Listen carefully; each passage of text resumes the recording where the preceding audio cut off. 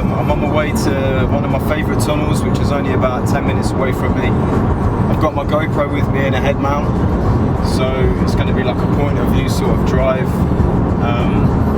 Yeah, we're going to get straight to it. Probably going to do a launch control as well. So yeah, we'll see how it goes.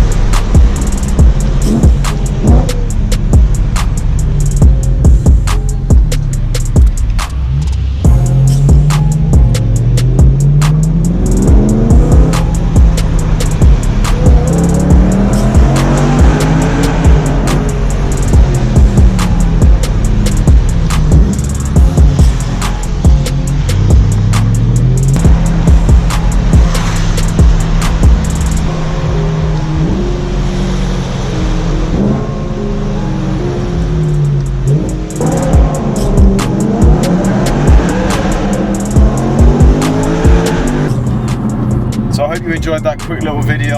I'm just trying to put as much content as I can out there. I'm just actually on the way to a fuel station now. But it is what it is. Yeah, look out for the next video. Peace out.